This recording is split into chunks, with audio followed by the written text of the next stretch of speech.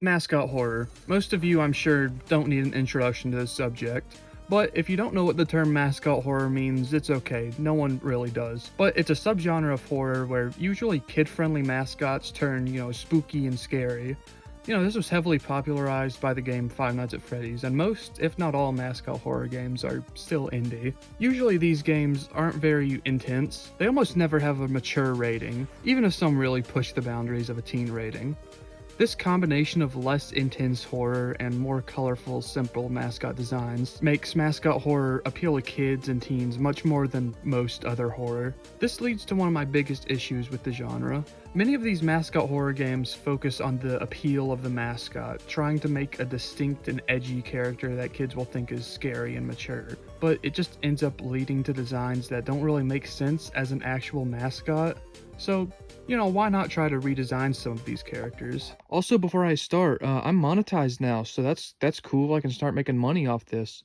Also, you can buy my art, pay me to draw something for you. That'd be cool. You can do that. If Five Nights at Freddy's started mascot horror, then Bendy and the Ink Machine is what turned it into a subgenre. And honestly, this game, and especially its sequel, have an absolutely amazing art style. And I would say that this game doesn't really fall into the trap that most modern mascot horror games do. It has a sketchy art style that makes the game feel a lot less kid-oriented and colorful than most. While the first game is definitely flawed and a little weak in areas, I'd say that the character designs all around are pretty much solid. They also don't really do a bad job at feeling like actual cartoon characters of the era.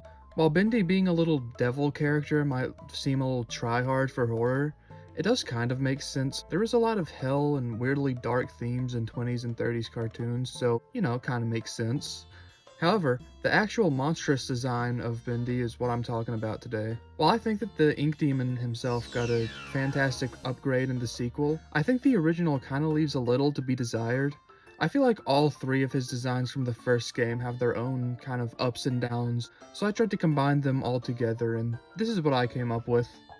I feel like when compared to the sequel, Bendy from the first game should really feel a lot more incomplete. He's not fully formed and not well put together.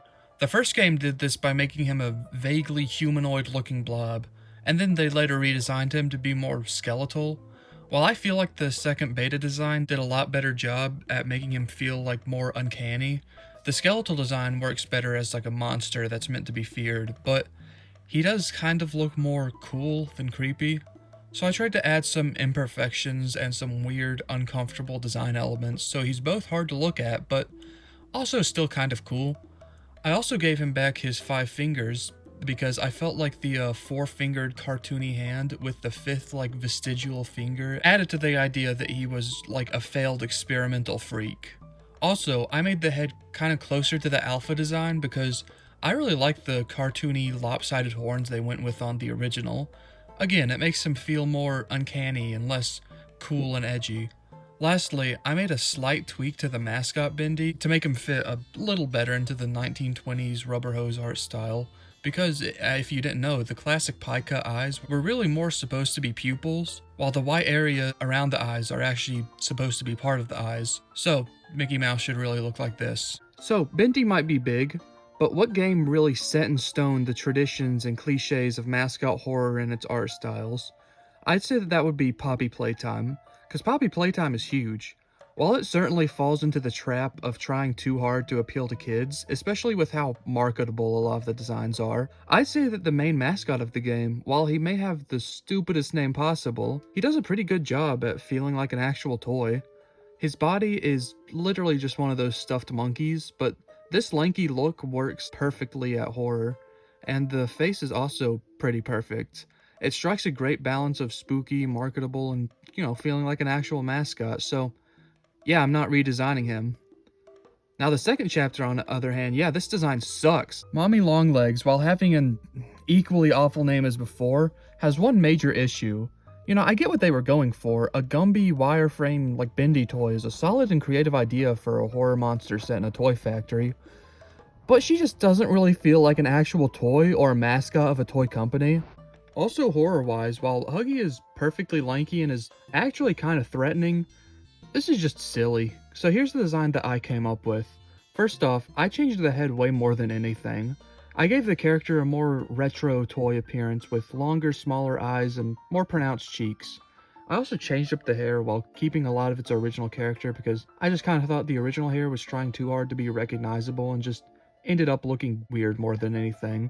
I also gave her a dress instead of the spider-like abdomen of the original, and I get it. She's spider-like because Grande long legs, so it's mommy long legs, but I can't take that name seriously. If anyone has a better name, just let me know. I'm drawing a blank. I probably should have kept the heart white to fit the color scheme better, but it doesn't really matter. It's fine. Just pretend it's white.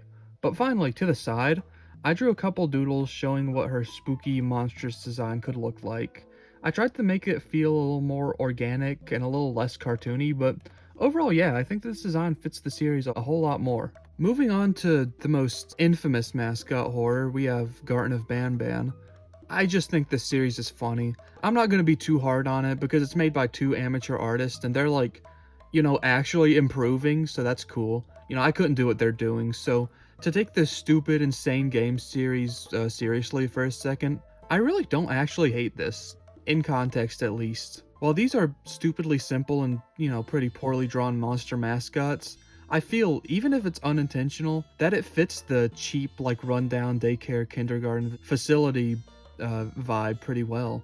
I just feel like the spooky monstrous design needs some work, or rather lack of scary designs. Yeah, for some reason, most of these designs don't really attempt to like twist the mascot into something scary, so you just have this monster that's literally just the mascot to a kindergarten trying to be scary, so here's a redesign for the main character, Banban. Boom, there you go. As you can see, I really didn't redesign the mascot himself much. I thought the party hats were a little weird, so I made it to where the cartoon mascot would only have it during like parties or something, but other than that, I just kind of tried to draw him better and I removed his weird Popeye arms. For the monstrous version, yeah, I really didn't do much other than just add some detail. I tried to make his eyes a little more realistic, but the details were really small and just kind of poorly drawn, so he just kind of looks like he has eyeliner. Ignore that, I guess. I actually do like the idea of the monsters being made out of clay with like this teal substance giving them life, so I just kind of tried to exaggerate that by giving him some veins and some like lumpy looking skin. After giving him a little more anatomy and drawing my take on his like edgy, twisted form, I was done. Even though the series of Garten of Banban would need a whole lot of retooling before becoming a genuinely good series, I was surprised how little I actually changed the fundamentals of this design.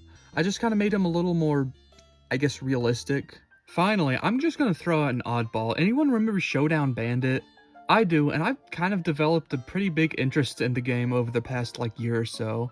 And I think the story behind the game is just fascinating. Especially because I have all this merchandise of a game that literally doesn't exist. I kind of want to make a video on that. Would you all be interested in that? But what almost no one talks about is the character designs themselves. I think the very specific subject of like a wooden puppet western turned dark is very interesting. I do like the characters. They weren't afraid to make these characters a little ugly, and that does make them feel a lot more like actual wooden puppets. My one gripe with them is the fact that they don't have any noses, which makes the characters look a little weird when you notice, so that's what I changed. Here's the bandit himself, and besides the nose, I really didn't do a whole lot. I polished up some of the proportions and improved some of the weird shaping on the hat. I also changed the haircut a little bit to make it feel more wooden and flat. And yeah, that would usually be a bad thing with character design, but sometimes a less appealing design results in more immersion and ends up being better in the end, in some ways at least. I thought that the boots on the original looked weird, so I made them like less curvy and lumpy. Finally, Showdown Bandit pulled a Foxy. By that I mean is that some of the art that was supposed to be like in-universe art of the mascot characters is for some reason still damaged like the in-game characters. So I drew a little undamaged mascot version to fix that. Overall, yeah, this is a cool design. If this was the design instead of the one we got, who knows, maybe the game would still exist. I'm sure the nose would change everything.